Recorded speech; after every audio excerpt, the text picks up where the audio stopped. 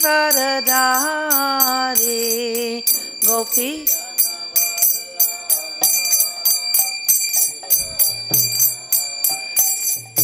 Gopi Jana Vallabha Girivaradhari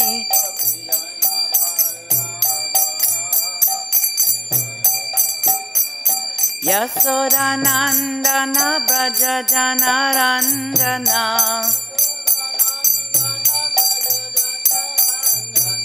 Yasodanandana Braja Janarandana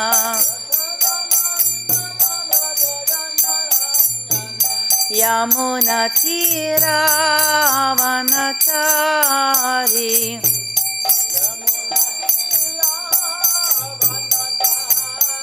Yamuna Tira Vanachari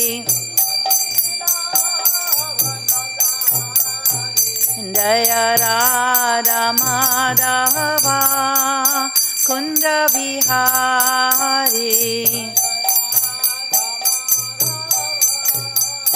Kunda Vihari Jaya Gopi Jana Vallabha Girivaradhari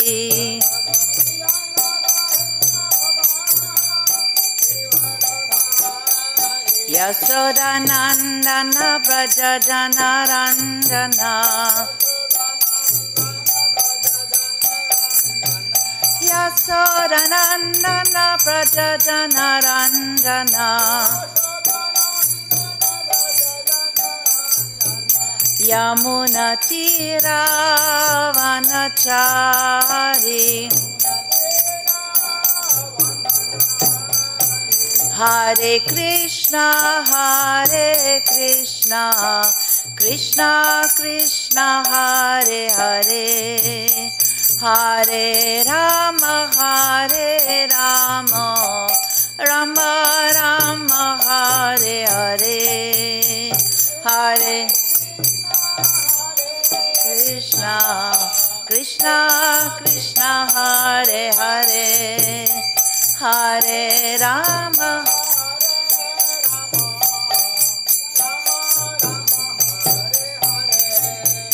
Hare Krishna Krishna Krishna Hare Hare Hare Rama Rama Rama Hare Hare Hare Krishna Krishna Krishna Hare Hare Hare Rama Rama Rama Hare Hare Hare Krishna Krishna Krishna Hare Hare Hare Rama Rama Rama Hare Hare. Thank you.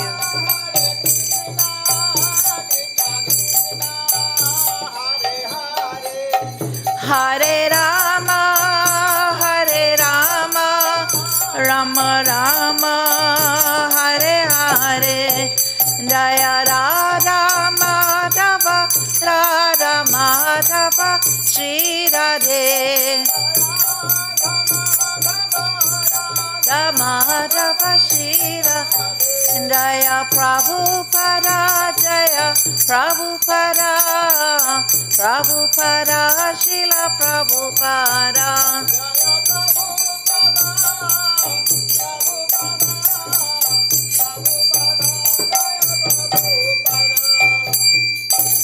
Jai Shri Shri Radha Madhava ki Jai Shri Shri Gaunitai ki Shri Krishna Balarama ji ki Shri Shri Radha Shama Sundar ki Nittai Go Premanandi.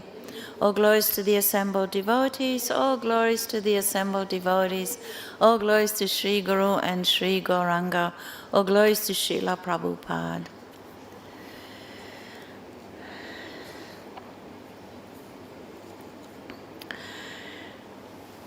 So today We're reading from Bhagavad-Gita. I was told it's chapter 15. Oh, it's 5:19. I was thinking it's 15:19. So I completely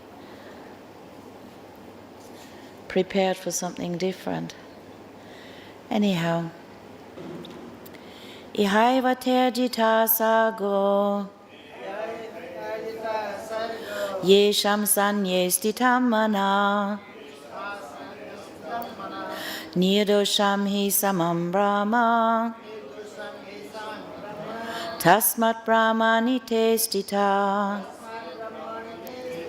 ihaiva tair jitaḥ sargo yeṣāṁ samye sthitam manaḥ nirdoṣam hi samam brahma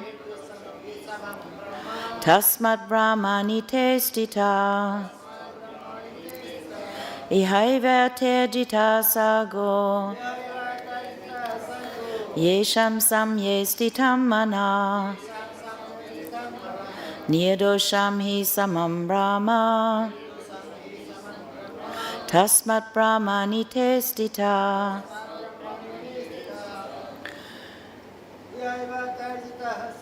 ihaiva tair jitaḥ sargo yeṣāṁ samye sthitam manaḥ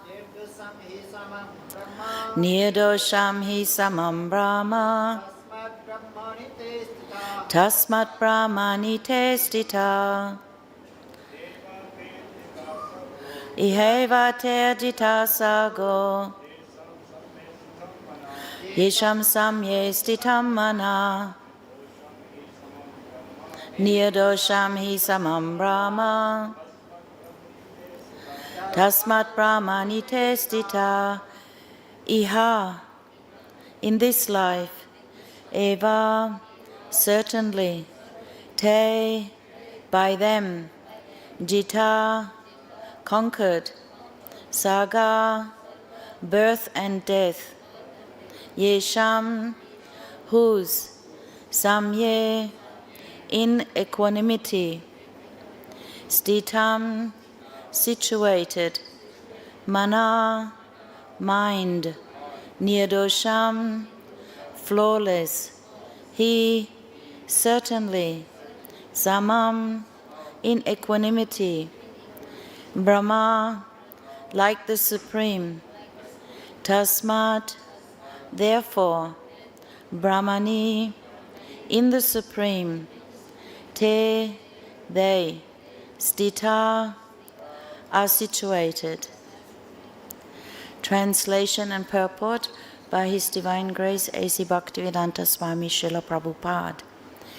Those whose minds are established in sameness and equanimity have already conquered the conditions of birth and death.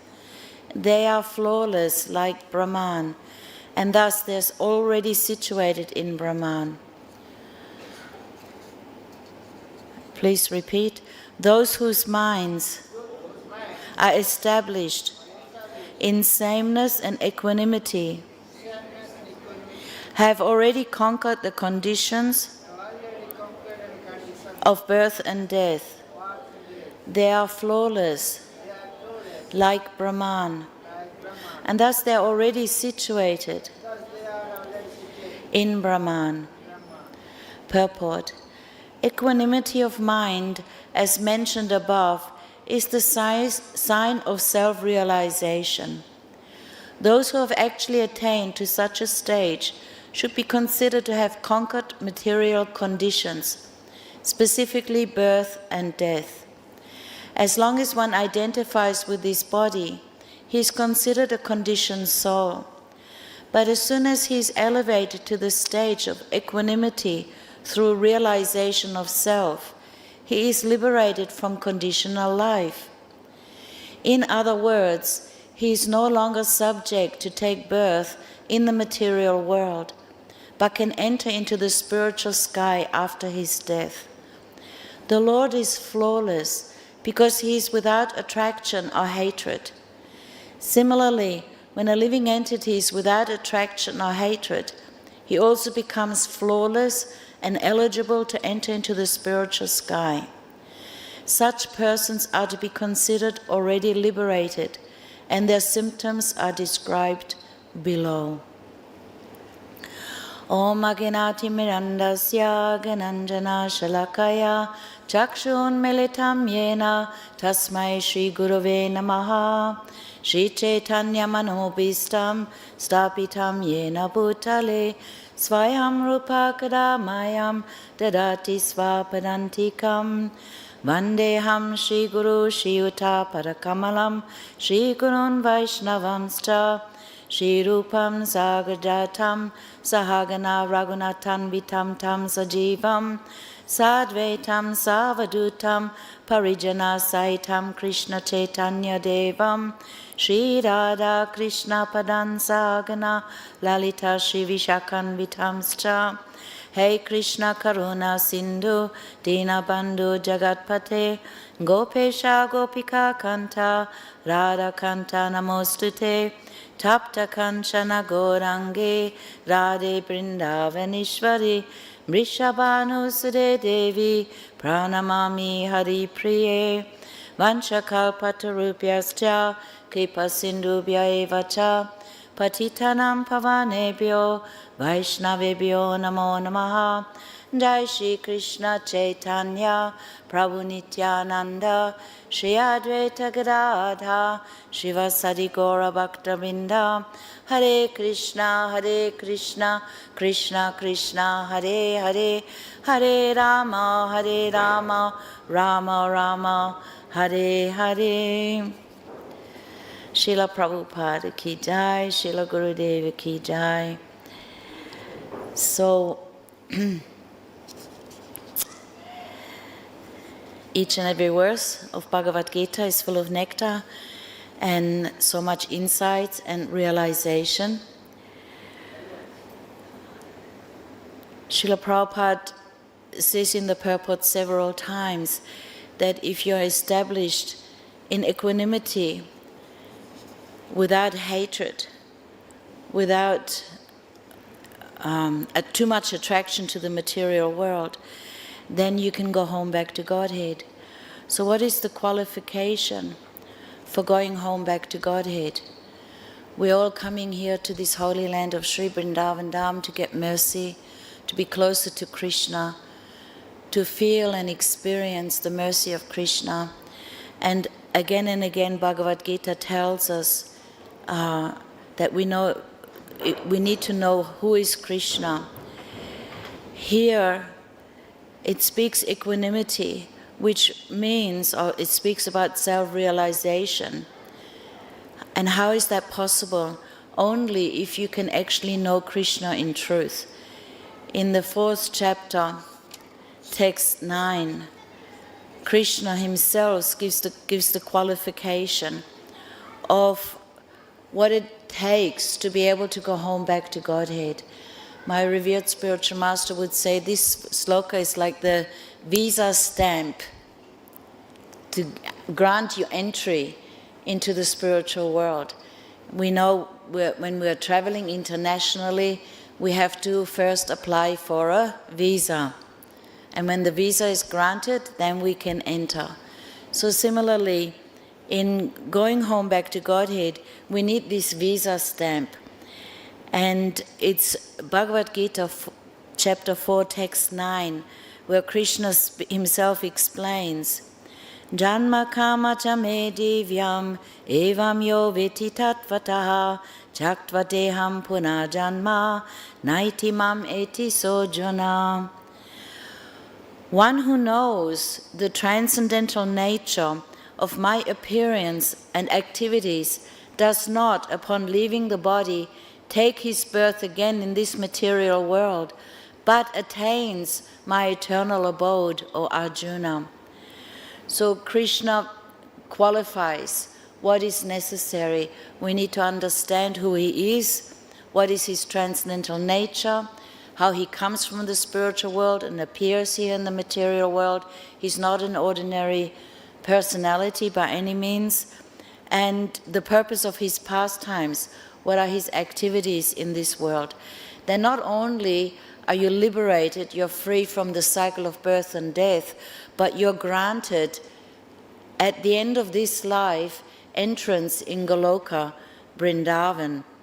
So this tattva, this Krishna tattva, we need to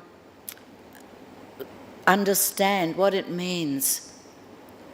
For that, we have to be able to address all our various doubts.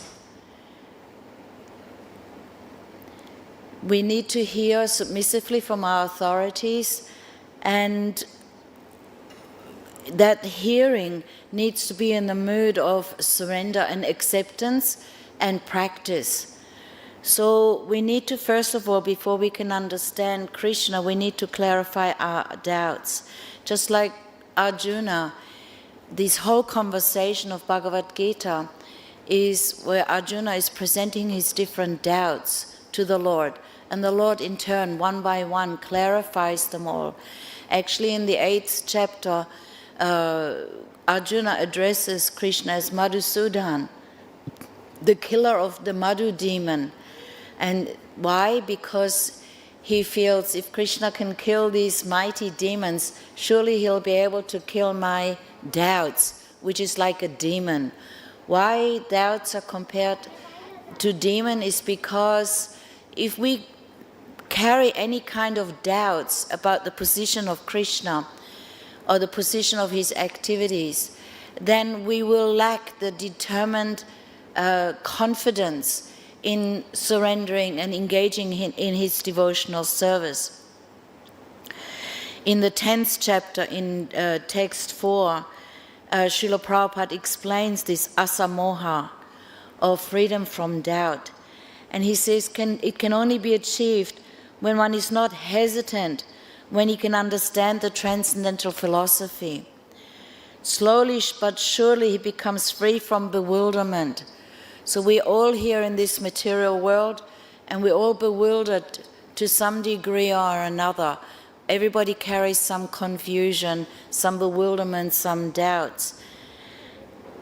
But at the same time, Prabhupada also warns that we know not to accept anything blindly.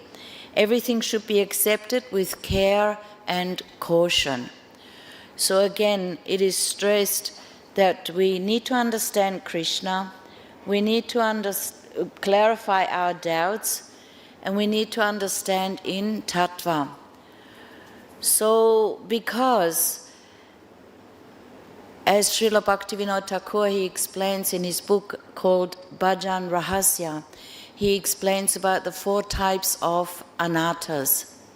Anattas are unwanted things that we carry in our heart, which can manifest in the form of doubts. There's weakness of heart, hridaya daurbalya, there's the different kinds of aparads, there's material desires, but then there's one anatta which is called tattva vibhrama, or carrying illusions, misconceptions, misunderstandings, doubts about the absolute truth. That you can have an illusion still about your own identity. How much are we really convinced that actually my position as jiva is to be the eternal servant of the Supreme Personality of Godhead? How much are we still identifying with this body, our bodily relationships, and basing everything on that platform? How much are we really in consciousness that actually I need to engage only in devotional service to Krishna? Then one can have an illusion about the position of Krishna, a misunderstanding. We know in Brahma Samhita we learn, Ishvaraha Parama Krishna Satchid Ananda Vigraha Anadi Adya Govinda Savakarana Karanam. So these are beautiful verses. Like when I was a young devotee and we were preaching in Australia, I used to think, on a daily basis, how can I convince other people that Krishna is the Supreme Personality of Godhead? So we know there's the Paribhasha Sutra in the Srimad Bhagavatam that says, Krishna's tu Bhagavan Svayam. Krishna is the Supreme Personality of Godhead. Now if I have a simple heart and an honest mind, and I have faith and a willingness to surrender and accept proper authorities, I can just simply accept this verse, Krishna's tu Bhagavan Svayam. But it's not so easy sometimes to convince ourselves, what to speak of convincing others, of how Krishna is the Supreme Personality of Godhead. And I loved it when I first learned this verse from Brahma Samhita, because it gave me, and this is the importance of learning these slokas, it gave me such a solid foundation to work with, to quote to other people. No, this is Shastra Pramana. This comes in the disciplic succession, and this is what we must accept. And because I come from a Christian background, and the idea of God was very vague. And so when I came to Krishna consciousness, to know that God is Satchit Ananda, He's eternal, He's full of knowledge, and He's full of bliss, and how He is the origin of all. I think this is one of the biggest confusions more here in India, how most people think that Lord Vishnu is the original source of all incarnations. But actually it's Lord Krishna, it's Shyam Krishna, who is the source of all manifestations, of all incarnations, of all forms. He is the origin of all. He is the prime cause of everything. So we have to watch out for misconceptions that we have, that we don't carry any illusion, especially also in this process of bhakti. So we are so encouraged in Bhagavad-Gita again and again to understand Krishna in truth, to take up this process of Krishna consciousness, of accepting our position as His eternal servant. You see, because even people coming to Krishna consciousness, I feel there can be a big misunderstanding in the sense that people think, oh, if I come to Krishna consciousness, then I engage in these activities, and then my material life will be peaceful and nice. And again, actually, we're just approaching God, the Supreme Person, to be our order supplier. Oh, dear Lord, please help me be successful in my job. Please help me be successful in my daughter's marriage. Or please protect my family, and like that. But actually the real way to pray is, dear Lord, I've been bewildered, I'm in illusion about my position, about your position, and I understand now that actually you are the enjoyer, not me. I'm not the enjoyer here in this material world. We continuously try to make arrangements and adjustments to create a permanent situation in a temporary environment. And for that, we want to use God to supply to us what we feel is necessary for our enjoyment. But actually, the real understanding of God, or the Supreme Personality of Godhead, is that He is the supreme enjoyer. And no matter what my situation, it is my duty to serve Him, not the other way around, that I'm the enjoyer in this material world and God needs to serve me. So Arjuna, of course, in his in the 10th chapter, we will understand how he understood Lord Krishna perfectly well, and he gave so many descriptions. And we're so fortunate to have access to these literatures, to this information, so that we're not bewildered, because we're living in very turbulent times, no doubt. in one way everything seems to be booming, economic development is going on, money is coming. I remember coming to India for the first time in 1979, and it was definitely a very poor country. It was considered a third world country, but it's no longer like that. There's so much money, so many things are going on, and externally on the surface it seems that life is great and wonderful. But if we don't understand our true position, and tattva means truth, absolute truth. What is absolute truth? My revered spiritual master, he would speak about tattva vichā and apara vichā. Apara vichā meaning there's an apparent consideration, and tattva vichā there's the absolute consideration. So we need to continuously hear and check and read the Shastras and hear from authorities to be sure that we're not carrying doubts or misconceptions or illusions, that we can understand tattva, the absolute truth. An example is given. My spiritual master gives these examples. He says there's Krishna's statement, Samoham savabhuteshu name dvesho stina priya, is not true. He is partial to the demigods and prejudiced against the demons. He treats demons as enemies.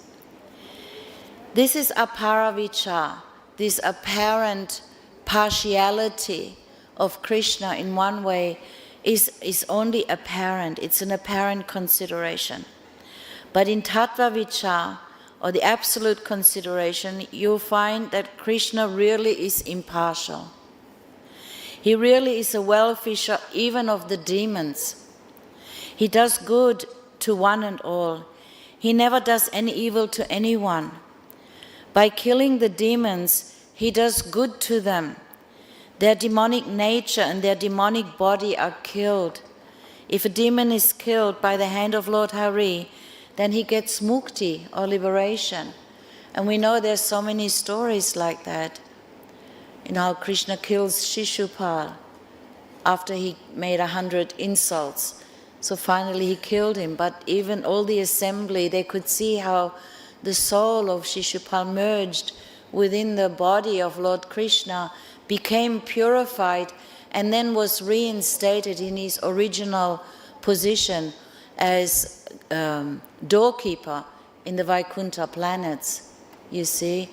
Aghasura demon, big poisonous snake causing such destruction and havoc and fear and anxiety. Krishna killed him, and the soul entered within his body, momentarily becoming one, getting this liberation. But that entering the body of Krishna was purifying to that spirit soul, and he again was also reinstated in his original position. Another example of how we can understand the difference, what is apara vichā, or an apparent consideration, what is the tattva vichā, is in the case where Lord Ram ordered Lakshman, his brother, to cut off the nose and the ears of Surpanakha. It seems like such a mean and nasty thing to do. They're kshatriyas, so if a lady approaches them for marriage, they're actually obliged to reciprocate, to facilitate. But here is a lady coming, seeking shelter, wanting to be married, but Lord Ram just ordered to have her nose and ears cut off, thereby deforming her and denying her any opportunity of getting married. So apparently it seems like a mean thing to do. But in Treta Yuga, in Lord Ramachandra's time, of course he had made this vow, ekapatni vratna, because he's Mayada Purushottam. He made this vow, I will only accept one wife. So because of this vow, he couldn't reciprocate with Surpanakha. But deforming her like that, denied her the opportunity, to be taken advantage of, getting into a relationship with anybody else. Because ultimately, to want to be even in a conjugal relationship with the Supreme Lord is a wonderful thing. And he didn't want to deny it to her. So then, much later in Dwapara Yuga, she took birth as Kubja. And again, she was born in a deformed way, so no man will marry her. And then when she finally saw Krishna, immediately that love for the Supreme Lord awoke in her again, and Krishna reciprocated, because in that incarnation he could reciprocate with her. He wasn't under any vows like that. And he stood on her toes, pulled her by the ears, straightened her up, and gave her the opportunity to have a relationship with him. I also, over the years in Krishna consciousness, I realized I also had many of these doubts. I couldn't understand. On one side, we want to have that faith. Yes, I accept, Srila Prabhupada says that Krishna is the Supreme Personality of Godhead. I have to serve him. I have to help Srila Prabhupada's movement. But many things, sometimes we don't understand. So we need to clear them up to really become completely convinced, because then only we can come to this equanimity that Srila Prabhupada is talking about. Then we can be fixed, we can be at this point of nishtha. Then nothing will shake us from this process, because we have a clear understanding.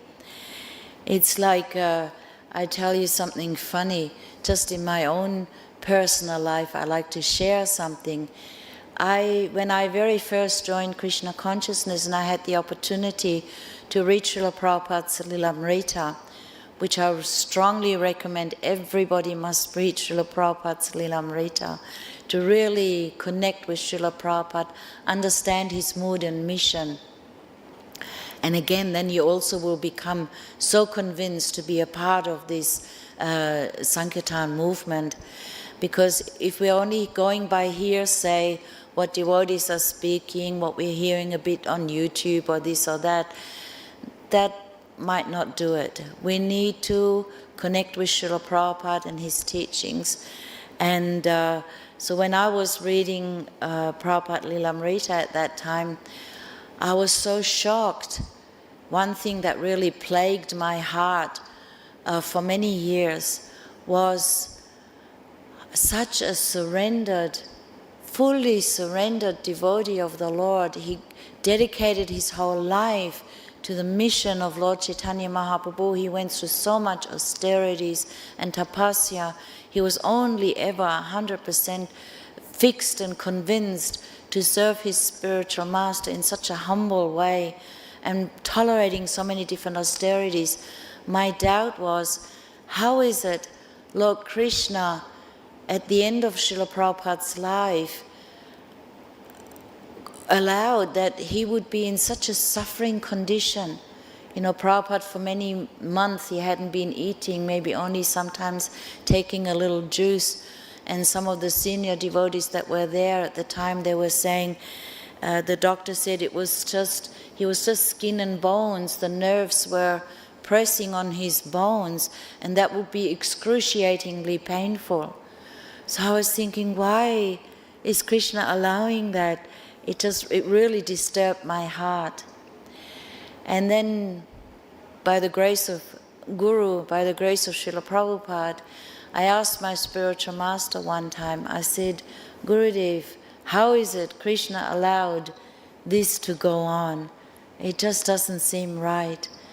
And he immediately chastised me, dull head, Anuradha, quick run, somebody put some fertilizer on her brain.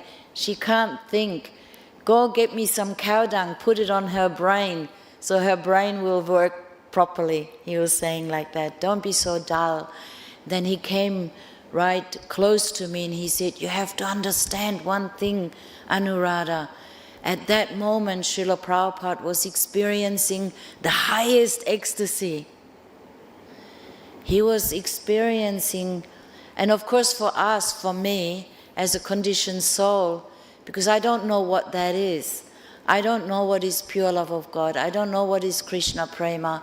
I don't know what is this bhav that comes with these ecstasies, but I can only learn, and especially in Nectar of Devotion, these things are explained in Chaitanya Charitamrita also, and we can understand from the story of Haridas Thakur, how he was beaten in 22 marketplaces, but he was completely in ecstasy, completely absorbed. So this love of God must be such a powerful thing, such a powerful experience, that it completely takes you beyond the bodily concept of life and gives you such an experience that you're not even aware of your physical sufferings and pains like that. So we spoke a little bit that we need to understand Krishna in truth, because that's our visa to go home back to Godhead. We need to be able to distinguish between what is an apparent consideration and what is an absolute consideration. Srila Prabhupada explains in the 17th chapter of Bhagavad-Gita that if we speak Krishna Katha, it must always be backed up with authority from our gurus, from our Guru Parampara. We can never just speculate, because that's another reason why it's so important to know the truth, because our mind for lifetimes has taken us into another birth and another birth, because our mind is in charge of our senses and we want to enjoy our senses. So our mind's prime objective is that we can enjoy and be comfortable and happy in this material world, in the conditioned state, you see. So that's why we so need a good association. We need to hear Krishna consciousness. We need to chant nicely, because our mind will always try and trick us in these ways. So how did Arjuna describe Krishna? And this is so beautiful, because again, just from my own experience, I just knew, okay, God is some powerful person up in the sky. He must be an old man because he's been around for a long time. And, his primary objective is to just watch my activities. And if I do good, I get rewarded by going to heaven. And if I do bad, I have to go to hell. That's all the knowledge we had about God.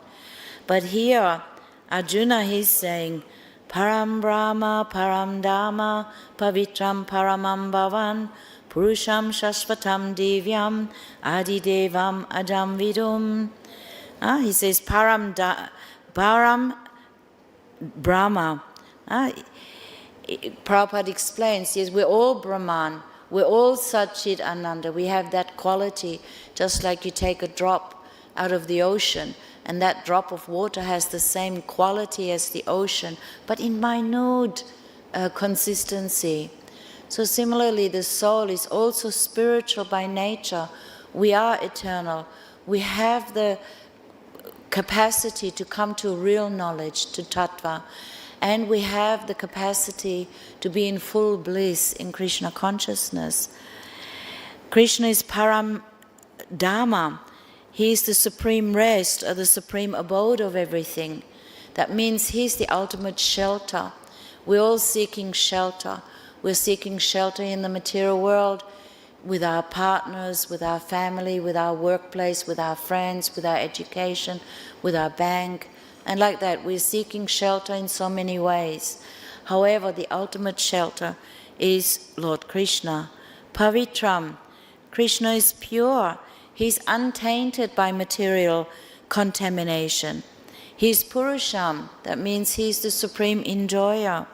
And he's to be served. Divyam. He's transcendental. Adidevam. He's the supreme personality of Godhead. Ajam. He's unborn. I mean, these are all very, very beautiful description of what is God, who is God. And it's indisputable. And the more we understand, the more we become solidly situated in Krishna consciousness. And He's Vibhum. He's the greatest and He's all-pervading.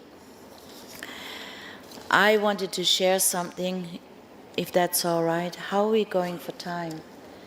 It's just 6:15, so we have a little bit more time. In the Nectar of Devotion, right at the very beginning, Srila Prabhupada explains the very first sloka given by Rupa Goswami in his Bhakti Rasamrita Sindhu, or the ocean of nectarian bhakti, like that. Akila Rasamrita Murti. How Krishna is known as Akila Rasamrita Murti. I just read the translation. Let Krishna, the Supreme Personality of Godhead, be glorified. He is the most qualified person to be glorified. By virtue of his expanding attractive features, he's most attractive. Krishna is so attractive. The whole world is attracted to him. How can you not be attracted to Krishna? He subjugated the gopis named Taraka and Pali and absorbed the minds of Shama and Lalita. He is the most attractive lover of Srimati Radharani and is the reservoir of pleasure for devotees in all transcendental mellows. It's a very beautiful verse, and it actually deserves a whole class all of its own, many classes, but I just wanted to share because it really touched my heart. Prabhupada quotes this verse in the Chaitanya Charitamrita in Madhya Lila 8, text 142. In the purport he says, everyone has a particular transcendental mellow by which he loves and serves Krishna. This is the reality, that actually Krishna is the only object of love. And we all, each and every one of us, have an eternal, loving relationship with Krishna. Krishna is the most attractive feature for every kind of devotee. So no matter what your position, what your desire, what your attraction towards Krishna, Krishna is perfectly capable to reciprocate that. He is therefore called Akila Rasamrita Murti, the transcendental form of attraction for all kinds of devotees, whether the devotee be in Shanta Ras, Dasya Ras, Sakhya Ras, Vatsalya Ras, or Madhurya Ras. So here Krishna is described as Vidu, or he's the supreme attractive who, Vidunoti, destroys all suffering. There's no other person, there's no other personality who guaranteed always 100% destroy all your suffering. And all of us are here in this material world, inevitably, sooner or later, suffering with something to more or less a degree. And it is ultimately only Krishna who can take that suffering away completely. Rupa Goswami gives a verse in support to this. He says, at the moment of death, let my ultimate attraction to be Sri Krishna, the personality of Godhead. I concentrate my mind upon the chariot driver of Arjuna, who stood with a whip in his right hand and a bridal robe in his left, who was very careful to give protection to Arjuna's chariot by all means. Those who saw him on the battlefield of Kurukshetra attained their original forms after death. So we're over and over being encouraged to always think of Krishna, to keep Krishna in our mind. And how is that possible? If we have this conviction. We have this conviction that Krishna is actually the only person to be qualified to liberate me from this material suffering and bestow a loving relationship to me, because we all want love. We all want a loving relationship. And they are there in the material world. Definitely some happiness, some love is here, some reciprocation relationships are there, but they're very, very conditional. They're very adulterated. Ultimately, they're only temporary. However, our relationship with Krishna is eternal. He is the one whose form surpasses all others. So how do we know He is the Supreme Person? Because there's nobody equal to Him, there's nobody greater to Him. Lord Shri Krishna is the Lord of all kinds of threes and is independently supreme by achievement of all kinds of fortune. He is worshipped by the eternal maintainers of the creation, who offer Him the paraphernalia of worship by touching the millions of helmets to His feet. So we know there is so many Lord Brahmas with 100 heads, 4 heads, 100, 1,000, 1,000,000 heads, and they all come and bow before the Lord. So if they feel, they're such great personalities, if they feel they have to submit themselves to Krishna, then that must be a good thing. Another quality of Krishna is that he's vidudati. He bestows the greatest happiness. Krishna's face is decorated with ornaments such as earrings resembling sharks. His ears are beautiful, his cheeks are brilliant, and his smiling attractive to everyone. Whoever sees Lord Krishna sees a festival. His face and body are fully satisfying for everyone to see, but the devotees are angry at the Creator for the disturbance caused by the momentary blinking of the eyes. So Krishna is so beautiful, and we're so fortunate to get these unlimited descriptions of the beauty of the Lord that we can relish and absorb ourselves in and saturate our souls in and feel peaceful and happy. He is the source of all others. We already said how Krishna is the origin of all incarnations. And then there's Vidur Jayati. He exists eternally with all excellences. And then the most important part of this verse, of course, Akila Rasa. Akila Rasa. Krishna contains all 12 rasas. There are 5 primary rasas and 7 secondary rasas. And he contains these rasas in full. That means he is the one and only one who can fully reciprocate all relationships with all and each and every living being at all time. Like that. So he's Amrita Murti, or the form of supreme bliss. That's why he's known as Krishna, because he's the reservoir of all rasa, like that. So the important point that I wanted to stress tonight was that we need to understand Krishna as the Supreme Personality of Godhead in truth. We must clear any doubts and misconceptions. We must be aware of anattas or any illusions that we might have.